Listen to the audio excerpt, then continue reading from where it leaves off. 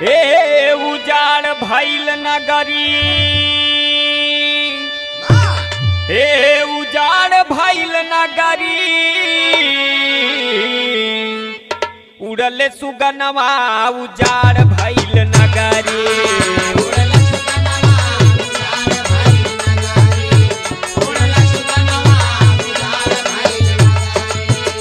हे उजाड़ भइल नगरी, हे उजाड़ भइल नगरी, उड़ले सुगनवा उजाड़ भइल नगरी।